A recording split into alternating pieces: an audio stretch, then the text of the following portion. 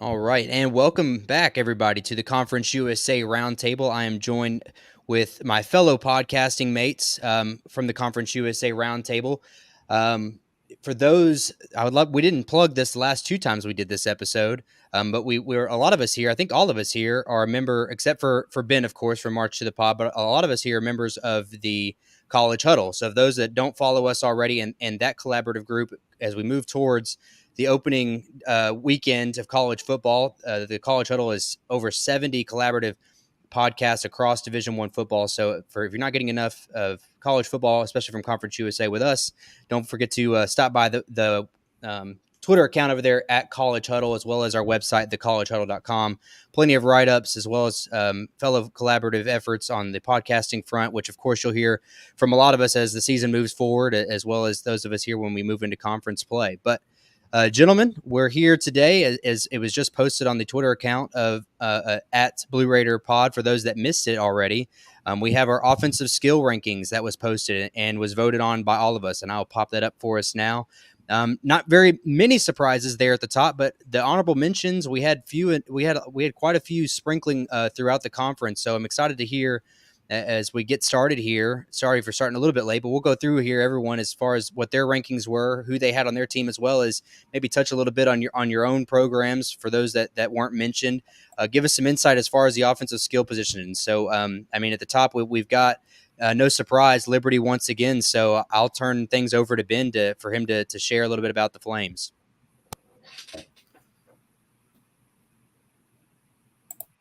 Yes, sir. Sorry, I was trying to get this out to the different people in the Flames Nation.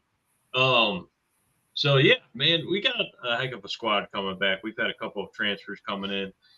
Julian Gray from NC State being one of them. But we'll take it from the top, literally.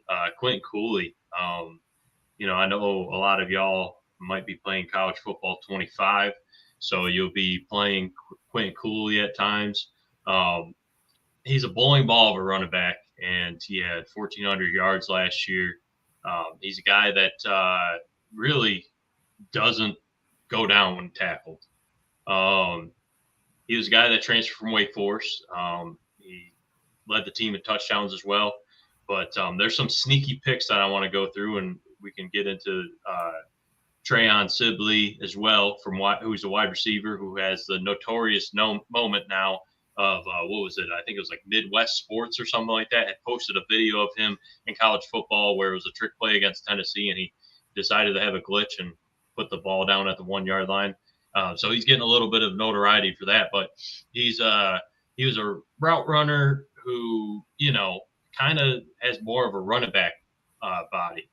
He's got a lot to him that's going to be interesting. He's kind of our number one right now, but we have a couple of other guys on our depth chart like Markel Fortenberry, Tyson Mobley, who's a Coastal Carolina transfer. And then also another kind of interesting guy that's going to play a lot into this is Kylan Austin. I'm really excited to see how he does. And there's a couple other wide receivers like Reese Smith from West Virginia, who will have some things that will make an impact on this team. Some tight ends like Bentley Hanshaw and Austin Henderson. But it really starts back at Cooley and then Billy Lucas, the running back transfer last year from Duquesne, who unfortunately had some injury bugs but throughout the season. But he's a very talented running back. He might be, in my opinion, right now the most effective, elusive runner on this team. You look at Cooley as more of like a bowling ball, Lucas a little bit more of an elusive one cut back, and then you got a couple other guys on the roster like Vaughn Blue who can really mix it up. And he was a freshman last year who was starting as the pitch role, but unfortunately got hurt and was able to save that red shirt to reserve eligibility of a year. So there's a lot to this skill group at Liberty, but the biggest loss being CJ Daniels going to LSU. That's going to be a problem that we will have to, and a hole that we will have to fill. It's going to be interesting who steps up. A lot of the key players that I just mentioned. I think the dark horse is Dante Lee, a transfer from Shaw College, a D2 college, who was a D2 All-American. He's a guy that they can look to, but also Tyson Mobley, the wily vet who is coming from Coastal Carolina, who's never really panned out to be the guy that they wanted at Coastal, and now gets another shot, kind of a la Aaron Bedgood from last year. So we're really excited to have this skill team. But you can see us at number 1, and then I believe number 3 with Sibley, Treyon Sibley. There's a lot of weapons, but a lot of unknowns. And I try to warn people this year, there's a lot more unknowns than last year. We may have some knowns like Cooley and Salter, but in the wide receiver room, especially, we don't have a CJ Daniels. We don't have a Noah Frith. So it's going to make things very interesting. And there's some other players as well that I'm probably forgetting that we're looking forward to having this season as well.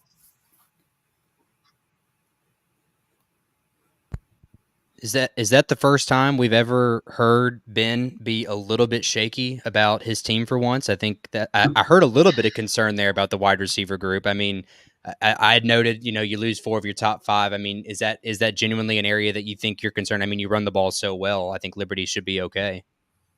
That's why I made the joke a couple weeks ago that it doesn't matter. You're still going to have to stop the run before you get to worried about the pass. But there's a lot of talent, man. There's a lot of talent in this wide receiver room. It's just so unproven, especially Tyson Mobley, man. He's a guy that's, I think, got a pretty good ceiling for what he is, but he's just been injury plagued. So, and Treyon Sibley, it's kind of funny you guys mentioned it because I don't know if he'll be the top receiver at the end of the year, and that's no diss to Sibley, so. Absolutely. Well, excellent stuff. You already hit the 1 and the 3 there, and then we'll turn things over to the number 2 spot. Again, kind of a unanimous number 2 was Noah Smith from Sam Houston State. So, Ben, I'm interested to hear your take on him as well as what the Bearcats look like on the offensive skill side of things. Yeah, for sure. And I'll hit on just kind of my list too. Of course, I think most of us did, but I had Quentin Cooley, number 1, just bowling ball. Loved watching him play last year. Was super impressive. So he was my number 1. I had Noah Smith, number 2, where he ended up in the rankings.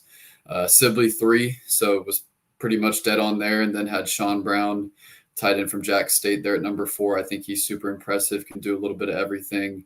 And then Monty Watkins was 5th for me, the running back from New Mexico State.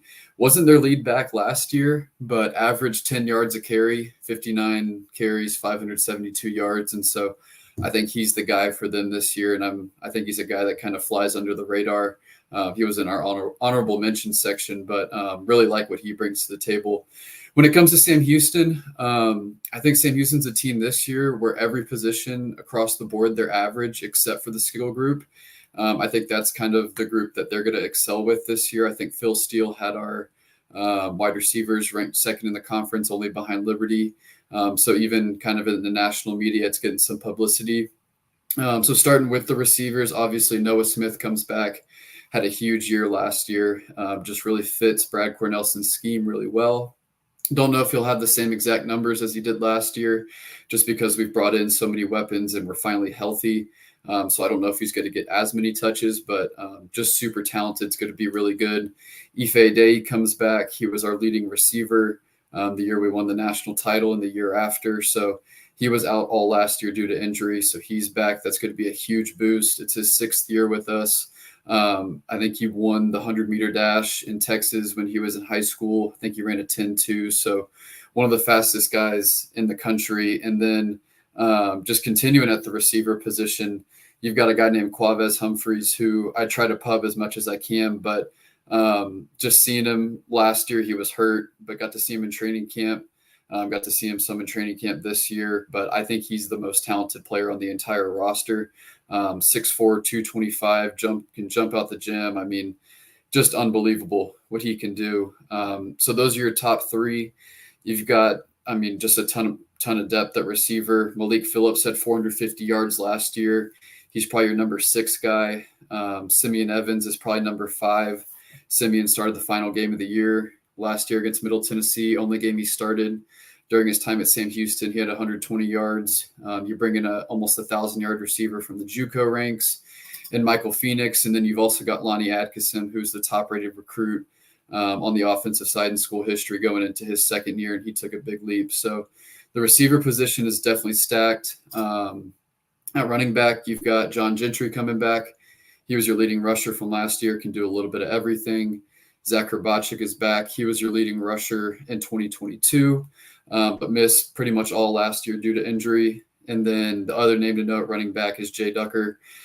He missed pretty much all last year due to injury at Memphis, but in 2022 led Memphis in rushing. And then as a freshman at Northern Illinois in 2021, had over 1,000 yards and was MAC Freshman of the Year. And then at tight end, the name to know is Elijah Sohn, can do a little bit of everything.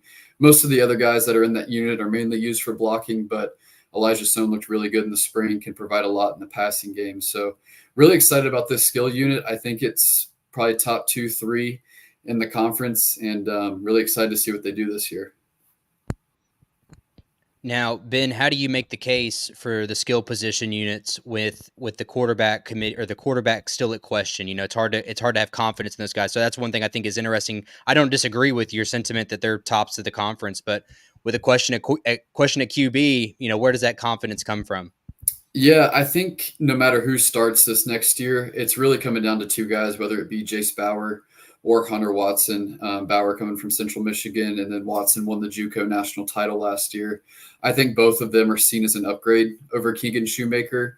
And once this offense kind of found its footing last year, it was kind of a middle-of-the-road offense towards the end of the year. So I think being healthy at all your skill positions going into the year and then having an upgrade at quarterback will help. And then whoever is your starting quarterback is going to fit the scheme much better. It's a scheme that is very motion dependent, wants to run the quarterback a little bit, have the quarterback use its legs, and we just couldn't really do that last year. So they're going to be able to play into more of your scheme and your system because towards the end of last year, you couldn't really run it with Shoemaker.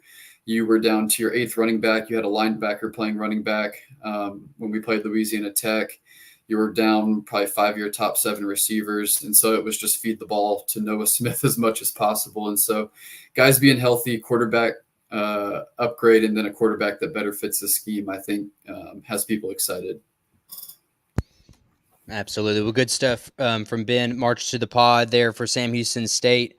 Fourth in our rankings as we move on is going to be Sean Brown, the tight end. I can't believe a tight end made our top 5 list here for the O skill positions. But Sean Brown is arguably the best tight end. I could probably make the case for Holden Willis at MTSU. However, he's more of a slot tight end hybrid, so I don't know that he even fits the tight end category. But to give Jacksonville State, we're missing our friend Caleb William from the 700 Pelham Road podcast. But to give Jackson State a little bit of preview on their offensive skill group, I don't know that Sean Brown is even really their key guy. I mean, with only 300 yards of offense production last year and 5 touchdowns, which is why it's kind of odd that he makes the list. But he definitely is a coveted tight end because he's a true tight end. He's a two-way tight end.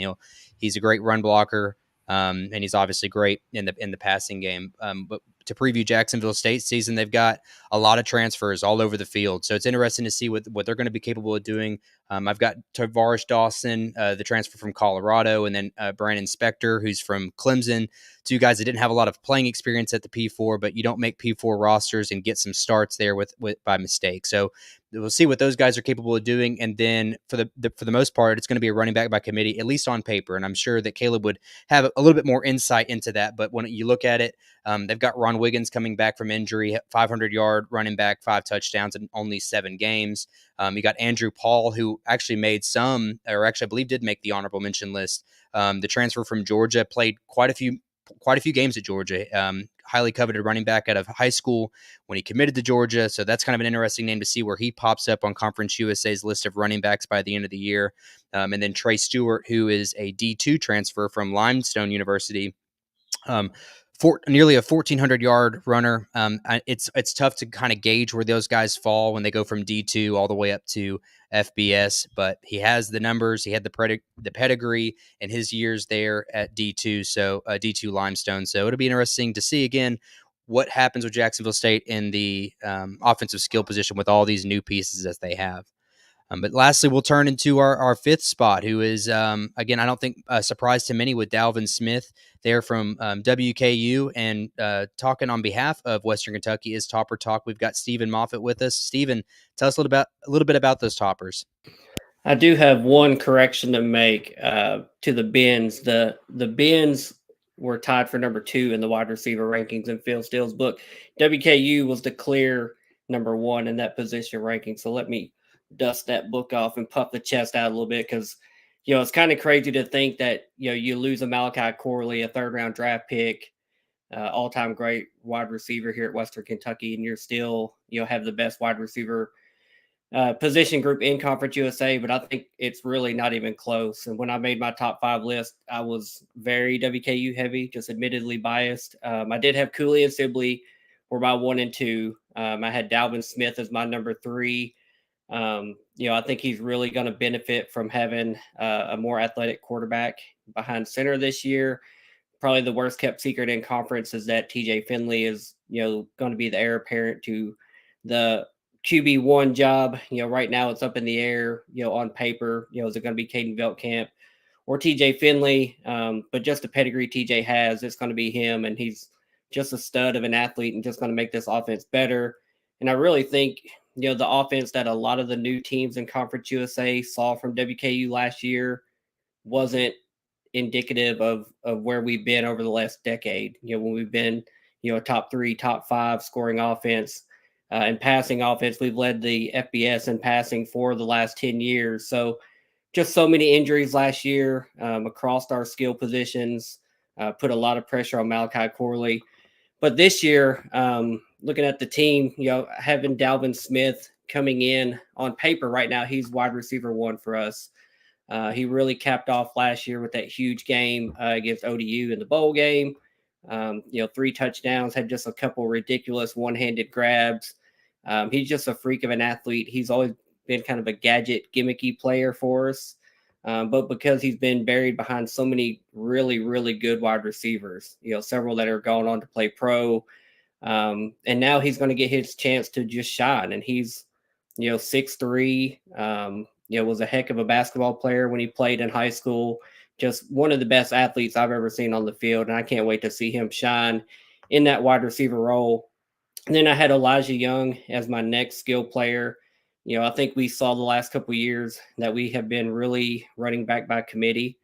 And last year, as the season played out, it really started to turn to where Elijah Young just really separated himself as the lead running back. He was getting the lion's share of the carries.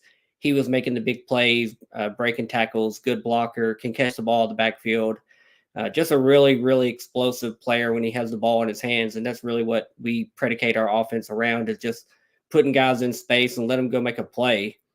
And then kind of it's a stretch, because I think this player is underrated, in my opinion. And we were just talking about tight ends. I think Conference USA has really good skill players and several really good tight ends that were already mentioned. But I think River Helms coming in, had a little bit of a breakout season last year. Again, there's a lot of injuries, just a lot of inconsistency in our offense in general. But I think as we start humming and start clicking this year, there was a point in time where Western Kentucky was a tight end university. We were sending tight ends to the NFL year after year after year. And I think River Helms is going to step in and kind of reestablish that position and just the greatness, that he is as an athlete.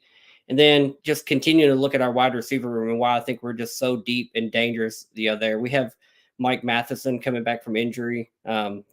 Last year, I think he was a preseason 2nd or 3rd team Phil Steele Conference USA player. Didn't play 1 snap last year. He got hurt in fall camp. Had an injury that just never healed properly, sat out the whole season. He's back this year, and I feel like he's flying under the radar. He's not been on any of the preseason teams as a wide receiver, a kick returner that he used to do as well.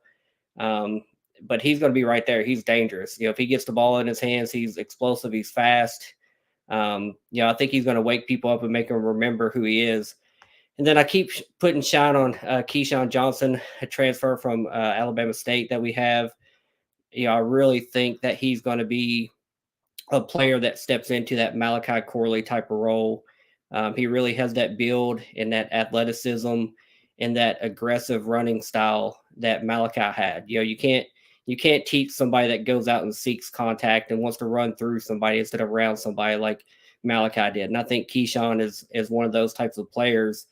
And he just has a chip on his shoulder. If you follow him on social media, if you watch his training videos, he's ready to get to this level and just prove how good of a wide receiver he is. And I think in this WKU system and the offense, just health willing, that was kind of the big stumbling point last year was we couldn't stay healthy. Across the offensive line, across the wide receiver room, there was just a lot of health issues last year. I think a lot of the fan base thinks it can't be that bad 2 years in a row, but I really think he's somebody that's going to step up and also surprise a lot of people. And I just think that's why we have far and away the best wide receiver room in Conference USA. And you got to feel really good about that. As you talked about with the quarterback situation, I think TJ Finley is going to be. I think we were all under the impression that he's going to be QB1. But to add to what you're saying there, I had noted, and you corrected me. You feel pretty confident that there is a wide receiver one, there is an RB1. I think there, but I want you to kind of again expand upon that depth there because you've got that Elon transfer who has great Jalen Hampton, I believe is his name. You got to feel good about the depth there again for whoever happens to step up to take the reins at quarterback. Yeah, I mean, there's depth across the board. I mean, Jalen Hampton's coming in with experience. We have LT Sanders that's been here a couple years at running back. We got a couple more wide receivers. Easton Messer, that was a freshman last year. Also a punt returner, just really made a mark last year. Musa Berry was a freshman last year. There's just depth across the board. And I felt the same way last year coming into the season that we had a ton of depth, even though we had just lost, again, several, 2-3 wide receivers to eligibility and transferring, et cetera. But we still just had this deep wide receiver room. And I think it's not any different this year as it's been the last 3 or 4 years. It's just all going to boil down to health. Because I think this offense and what Tyson Helton wants to do is score a lot of points. And last year, I think we were around 28 points per game when historically we had been closer to 40, if not above 40 points per game. So I think we get back to that this year, being a 40-point per game scorer. Now, defensively, I don't know, it might be shootouts every game, but I just think our depth and our offense is going to be able to compete with anyone and put points on the board. Good stuff. Well, moving on to my rankings there. Next on the honorable mentions, or I should say tops of the honorable mentions, was Holden Willis, and we had his name come up quite a bit there for those that had voted for him. And I'm not necessarily surprised that he got votes because he is the second leading receiver returning in Conference USA behind Noah Smith at Sam Houston State.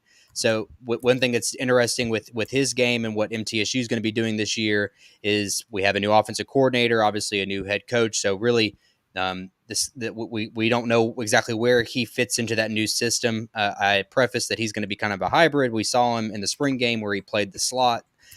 So Holden Willis's game kind of knows no bounds. As far as him being a two-way tight end, much like Sean Brown, I wouldn't put him in that same category. Or even like River Helms, as Steven just brought up. I think Holden Willis just has a different dynamic to his game as a tight end, as a receiving tight end, but doesn't really play that two-way style. But as far as the rest of the skill position goes for the Blue Raiders, the running back position, we return everybody, which was incredible. We had a few that had entered the portal, and they opted to stay at MTSU when the news of Derek Mason was coming here. So that's excellent news for the Blue Raiders. The names there, Frank Peasant and then Flip Krettel. Those two are 2-year starters now for MTSU. Both of them they've nearly eclipsed 1,000 yards career while being at MTSU. But Frank Peasant's kind of your bowling ball inside the 10-yard line back. He's going to be your third down back. And then Flip does a little bit of everything. He's a good downhill runner, but he can move out of the backfield, catch. He can kind of do it all. So I like the dynamic that they have there, the dichotomy of those two running backs. And then the wide receiver is something that a lot of us Blue Raider fans have been concerned about going into the season, because we have a big turnover at the wide receiver position. But we were able to pick up 2 SEC transfers and Omari Kelly from Auburn. Again, another highly touted wide receiver that we're very lucky to have. He's an athlete. I think he's a guy that if he's not on anyone's radar now, which I don't blame you for not being on your radar because he's had very little Division I experience at his time at Auburn. But seeing what I saw at camp at the spring game, I think that this guy has the ability to play on Sundays. He's got the speed. He's got the hands. It's really a matter of him staying healthy. And then same goes for Gamarian Carter. I don't put him in the same tier of athleticism that we see with Omari Kelly, but he transfers in from Vanderbilt, has the athleticism. I think I saw people will think that this is a mistake, but I want to say that he had a box jump height over his standing height of 6'1". The kid's a freak athlete.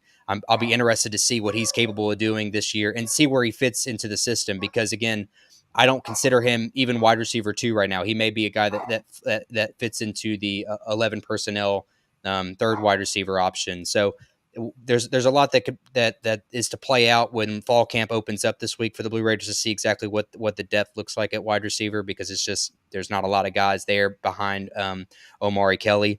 So I don't know. I don't consider myself optimistic. I feel good about our top end guys like Holden Willis, Omari Kelly, obviously Frank Peason and Flip, but past those 4 guys, it's still kind of a survival of the fittest right now. So, but we'll move on to the rest of our O-skill guys in our honorable mentions list here. We've got Andrew Paul, the Georgia transfer that I was telling you about over at Jacksonville State, Monte Watkins at New Mexico State, one of the few guys that didn't go to Vanderbilt but decided to stay at New Mexico State. Elijah Young, as Stephen had already mentioned, and then Javon Jackson, the Austin Peay transfer to UTEP. And I would love to do a little piece on that, but I don't want to leave my other fellow Jake hanging. He sat here patiently waiting his turn, and I think he's at the disadvantage of having the running back room entirely returning. You've got so many weapons there. So I hate that you guys didn't have any that necessarily made the honorable mentions, but much like I prefaced there, you've got a lot of depth and you guys should be excited down there in Miami.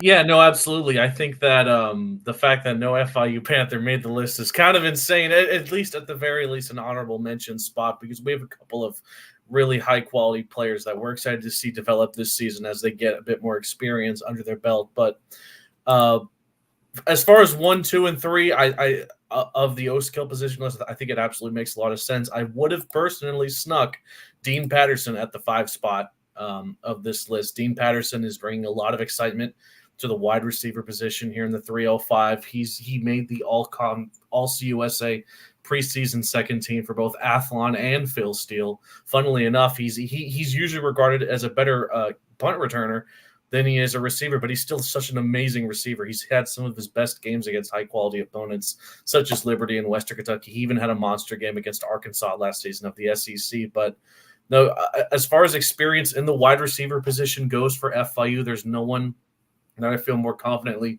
will be wide receiver 1 than Dean. He had an absolutely great season last year that was actually overshadowed by Chris Mitchell, who has unfortunately left Notre Dame, but 423 yards, a touchdown, 28 receptions, very solid numbers for a two-way player that specialized in both offense and special teams. But I think Dean Patterson, especially in these practices, has developed an extra amount of leadership and is really honed in on his skills. I think he's going to be an absolutely fantastic player for Kewan Jenkins to throw the ball to. And like I said, I believe in an earlier episode that if lights out, Kewan Jenkins is having an amazing season for FIU, then that means that Dean Patterson is likely also going to be having an amazing season because I think that's going to be his main target. Now, the wide receiver position and running back positions for FIU are very different in the sense that one of them has very few veterans, but a lot of transfers, and the other is vice versa. The vice versa being the running back room, but one returner for the running back room for the Panthers that I would have stuck into the honorable mentions list is Shamari Lawrence, who, again, bringing a lot of optimism to the room, which had its ups and downs last season. But I think Lawrence overall was a very solid back that's entering his redshirt junior year. He has a lot of hype surrounding him as well. He was also made to a couple of All-CUSA preseason second and third teams. But 566 yards, 4 touchdowns for the Panthers last season, 125 carries. Funnily enough, one of his best performances was in the first game of the season against Louisiana Tech when he had a 67-yard house call, which was awesome to see. He was a really great running back, but he was also He was also accompanied by Keyshawn Owens, who is also returning for the FIU Panthers. He got 452 yards and 5 touchdowns off 80 carries. Very similar statistics when you combine both Lawrence and Owens. That's over 1,000 yards from both guys. I thought they were a very great duo last season for the Panthers, and now they're going to be accompanied by none other than Lexington Joseph, who had to miss all of last season due to injury, but prior to that was an absolutely astonishingly good running back for the Panthers. So it's really it's going to be interesting to see where the offense sort of puts Flex in the mix between Owens and Lawrence.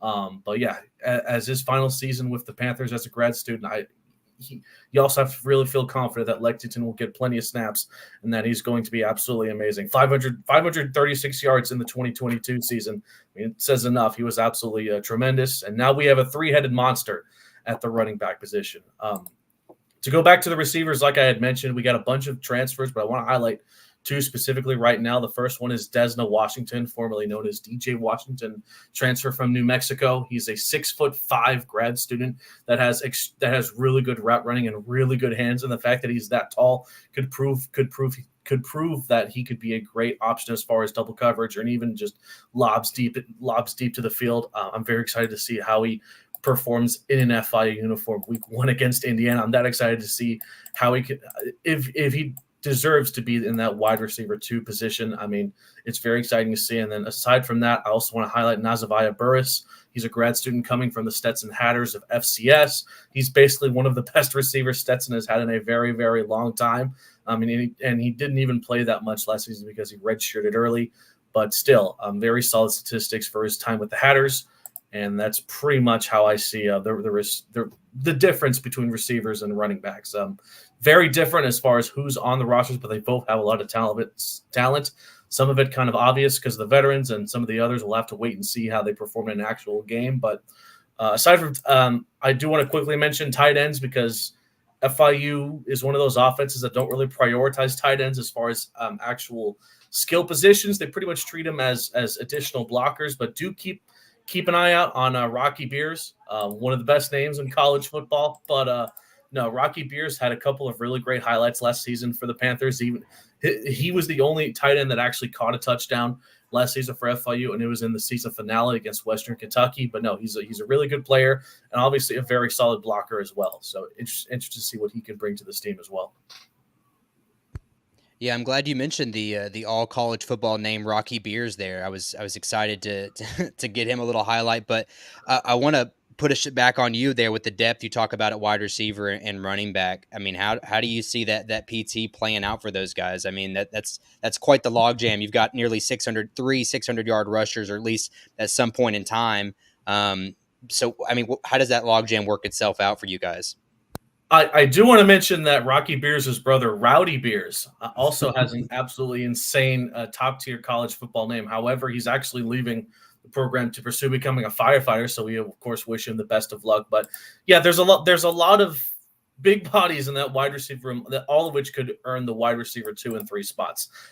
The only wide receiver 1 player I feel confident that he will actually achieve that is going to be Dean Patterson, because he brings both the talent and experience to this team, which I think is somewhat lacking in the wide receiver room specifically. But no, there's a lot of players that on that wide receiver room that could certainly make a spot in wide receiver 2 if they, like I had mentioned. I feel really good in Desna just because he provides a bit of variety, being not necessarily the fastest player on the field, but one of the tallest and one of the best hands that we could see for the Panthers. And like I mentioned earlier, Burris is also a wild card. We do have a few returners as far as the wide receiver positions, but the problem is you can't really correlate some of the returning players to how they did last season, because last season was really highlighted by Chris Mitchell and what he brought to the Panthers last year. If our friends at Western Kentucky called them the tight end university, FIU has been something of a wide receiver university in recent years, with players like Chris Mitchell bringing standout talent. And unfortunately, the transfer portal has made it so that they can find other teams elsewhere to join. But yeah, no, absolutely. I'm very excited to see in these upcoming fall practices. Our first is on this Wednesday morning. I can't wait to see how they'll adapt. And as we get closer to week 1 against Indiana, who will be accompanying Dean Patterson for the first snap of the game for the Panthers? Excellent stuff, Jake. Like as you said, it is exciting to see where they're going to fall. I think Dean Patterson was a guy that was made a few guys honorable mention list, so he's not far off there, and certainly will catch some eyes. And I would assume he's probably going to catch some eyes of NFL scouts as the year moves on as well. Just again to highlight some of those guys that were missed. We got Louisiana Tech. I mean, I'm sure Evan would probably share the same sentiment as me. Louisiana Tech is going to have a rough year. Marquise Crosby returns. That's kind of their highlight. Nearly 1,000-yard rusher 2 years ago, 9 touchdowns. They do pick up Texas State transfer Denario Davenport, 500-yard rusher there at Texas State alongside with TJ Finley. So that's kind of their strength. The wide receivers and tight ends for the Bulldogs are in a complete rebuild. So I'm not sure if you've heard Evan speak on our roundtable before. He's not very optimistic, and I would probably share that with him with his skill position. On to UTEP. I know that Ben from the March to the Pod shared the same sentiment as I do whenever I first previewed UTEP. It's mostly Austin P 2.0. Coach Walden brings on Javon Jackson, Cam Thomas, Trey Goodman, all guys who are excellent at the FCS level. So it'll be interesting to kind of see what they're capable of doing. Ben, do you kind of have any 2 cents on what you describe as little brother over there? Yeah, I don't know about little brother, but maybe. I know our UTEP and Sam Houston fans have been getting into it recently. But yeah, it kind of feels like Austin P 2.0 over at UTEP. I do like Javon Jackson. I think he had 1,350 yards rushing at Austin P last year. And being a recent FCS school, those really high-end guys can contribute at the FBS level. Not all of them can. You see Noah Smith, he's one for us that has really translated to this level. So we'll see how it pans out. I think Jackson is probably the one I'm most secure about. I put him in, I think, in my honorable mention just because he had such a big year at Austin P, moving over to UTEP. So a lot of unknowns with UTEP, just so many new guys. I think UTEP's probably a year or 2 away with Scotty Walden, obviously doing great things in the high school ranks, but it takes a year or 2 for that to kind of come to fruition. So we'll see what they have this year with Austin P 2.0. Absolutely. Well, we'll move on. Kind of the same process there with guys that are teams that are still preparing for the FBS.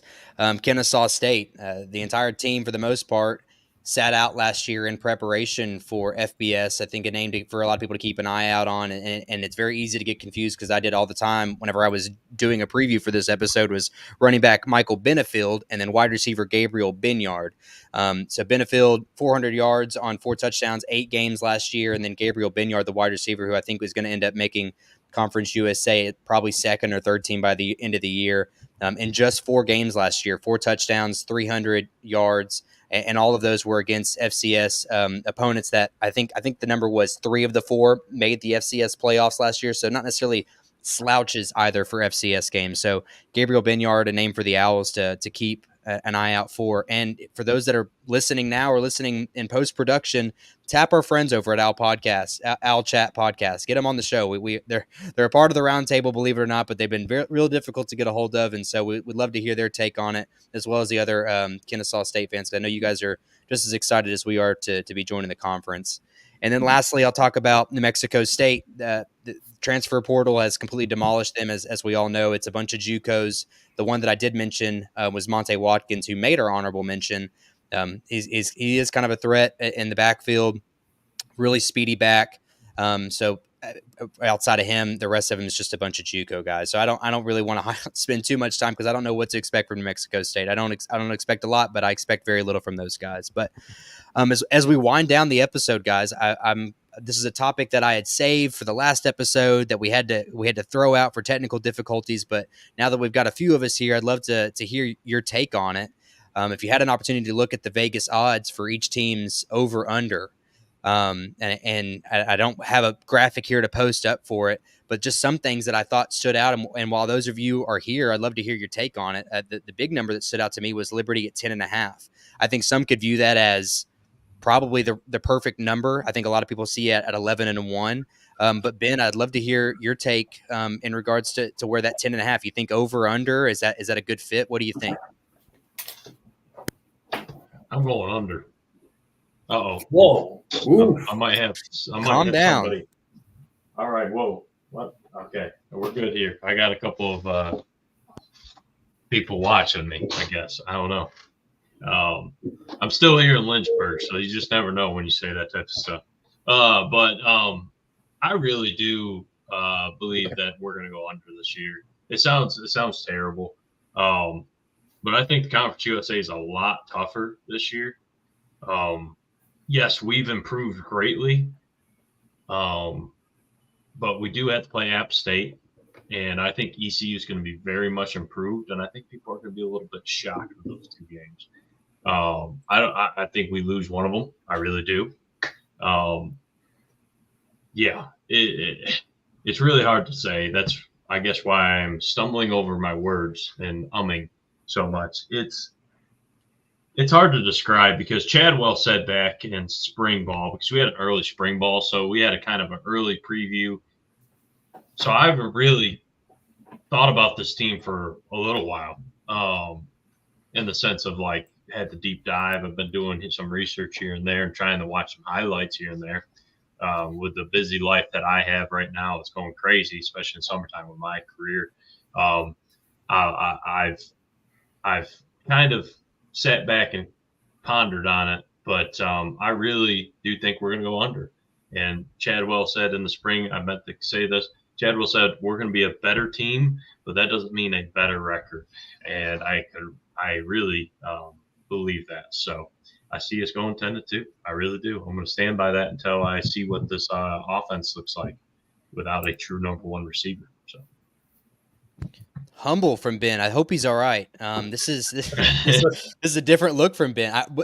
Everyone else, you guys agree with Ben's his prediction there? He's thinking under 10.5. I think it's 50-50.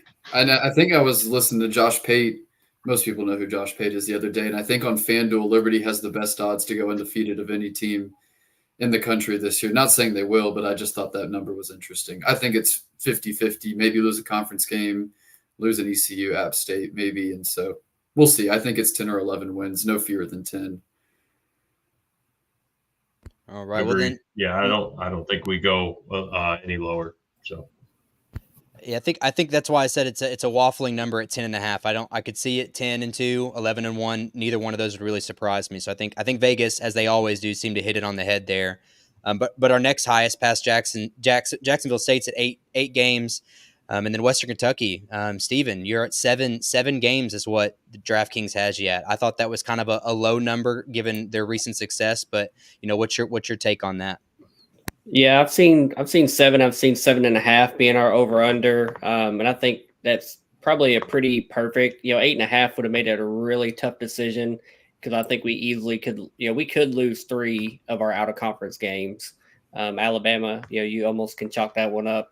Then we've got a really tough Toledo team, and then we're at Boston College, and then in conference it seems like we always stumble in at least one game that maybe we shouldn't. But I wouldn't be surprised to see us lose, up to 2 out of conference games. And the same with in conference. I think we could go 6-2 as well. So I'm hoping for at least 8 wins. 9 or 10 would be amazing. But in my opinion, I think 7 and 8 is kind of that floor of where we should be. If we hit 7, it's probably going to be a pretty disappointing season as far as the results on the field. I think 8 and 9 wins is easily attainable if the team and the offense stays healthy and just produces like we know they can and have in recent years. There you go. Steven's endorsing gambling, and he says to take the over on WKU for the 7 wins. Next, I want to hear Ben. I think Ben from March to the Pod. This is your number at 4.5. I think is ridiculously low given the expectations that you have set for us here on the Conference USA Roundtable, as well as everyone else across the country. 4.5 seems atrocious. What are your thoughts? Yeah, it's a little interesting because most betting odds have us fourth. The fourth place team to win the conference, and then they have us at 4.5 wins. So it kind of contradicts one another. I've kind of set the window for this year between 5-7 and 7-5. I don't think we'll go above 7 wins. I think 5 wins is kind of the floor. Even if you play pretty much the same way you did last year, if the ball rolls differently twice, I mean, you're 5-7 already. So, and I think this team has a lot more depth and a little bit more talent. So I think 6-6 is where we're going to slot in, not endorsing gambling, but I would lean towards the over. And like I said, the betting odds just don't make a lot of sense when you look at odds to win the conference and then over under win totals. It's kind of interesting how those two line up. Well, I will endorse it for you. I am putting my mortgage on Sam Houston over 4.5. I feel pretty good about that one. Jake Gibson, our other Jake. We'll turn it over to you. You're in the same boat. 4.5 wins for the FIU Golden Panthers. What do you think? Well, gambling is legal here in South Florida now, so I can advertise as much as I want. But no, I think 4.5 is fair for FIU, considering the fact that they have had back-to-back 4-8 seasons. I mean, something's got to give if FIU wants to make this push to become a much better program in Conference USA. I think all the fans and pretty much everybody are begging to see something more from FIU this season. And granted, it's like the first time in Mike McIntyre's time as the head coach here at FIU that he's had a program with players on both offense and defense and his coaching staff that's the most to his liking than ever before. I do feel confident that FIU will pass that 4-win mark, get to either 5 or 6. I think that's the question. It's 5 or 6 for the FIU Panthers, and obviously you want to hit that 6 mark so you can make it to a bowl game. A month and a half ago on an episode of the podcast, myself and Kevin both predicted that FIU would finish the season with a 7-5 record. Johnny went overboard and went like 10-2 or something. I was like, all right, Johnny. But no, we do feel confident that FIU can walk away with a much better record than what Vegas feels, especially considering a relatively favorable non-conference schedule. Aside from Indiana to start the season, you have a favorable matchup against Central Michigan. You have a tight contest against FAU that you could definitely take advantage of, and you have an FCS school. And obviously some of the smaller teams in Conference USA that FIU can jump on, that includes UTEP, New Mexico State, and Kennesaw. We don't even have to take on Western Kentucky this season, which is a massive plus for us because we don't have a great track record against them. So I still feel confident that we can hit that 7-win mark, but at the very least, we want to hit 6 wins, and I do think that is possible for this FIU school. So again, I can advertise gambling if you want. I'll definitely have to put a bit of money on the over for the FIU Panthers this season. We'll keep Johnny out of the Hard Rock Casino because he must be prepared for NCAA football. I mean, 10-2, that would be a miraculous season. I think you guys you'd throw a parade there in Miami. Mm-hmm, absolutely. Well, to piggyback off of what Jake's saying, and I think and Ben's kind of saying the same thing, and when we did all of our preseason ranking of the conference, we all talked about how the 4 through 7 spot was interchangeable. You could throw anybody in there, and someone could be the beneficiary of winning those 50-50 ball games, and they find themselves at 7-5, maybe even 8-4, or you could be on the losing end of that, much like we saw with Sam Houston State last year, who was probably the best team with the worst record. I think that they were just on the losing end of a lot of those matchups. So you could find yourself, again, there at the 4-8 mark as well. So an MTSU's mark, for those curious, is 5 wins.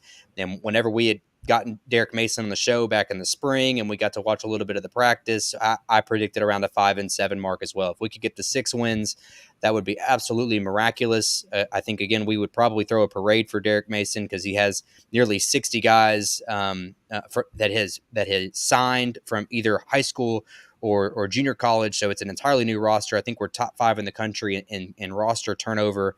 So 6 wins would be great. The non-conference schedule is not helpful at all. So if we can win those 50-50 games, as discussed in Conference USA, I think the Blue Raiders could find themselves on the plus side of the 5-win mark. Guys, it's been a pleasure having everyone back on again. Any kind of closing remarks in regards to the offensive skill positions? I know Ben's down on himself. I hope he's okay. But where's our excitement level moving forward as we're a month out from football season starting? Yeah, I mean, fall camp starts prediction. Whoa, go for it. Oh, bold prediction real quick, and this is my last thing. Western Kentucky is going to be the second best wide receiver group behind Liberty. I'm back, baby. Y'all thought I was down. There he is. I'm back. Oh, man. Yeah, I was just going to say most fall camps get started this week or close to it, so it's about that time. It's exciting. Johnny's bugging me in the chat saying FIU has an underrated offense, top 5 Oh no, and he just says FIU has a top offense. So just for the sake of Johnny who's tuning in, I'm just going to acknowledge that. And yeah. All right, guys. Well, I appreciate everyone tuning in to the CUSA Roundtable. Just to note, we will be moving these to bi-weekly. So our next episode will be in 2 weeks from today. Unfortunately, if you're rewatching this on YouTube, we'll have it uploaded hopefully at some point onto the Twitter account, so you can rewatch this on Twitter. But we will hopefully have our live streaming up to date with Twitter and all of their updates. But otherwise, appreciate everyone tuning in, and we will see you again in 2 weeks. See ya. Pause up. Awesome, guys.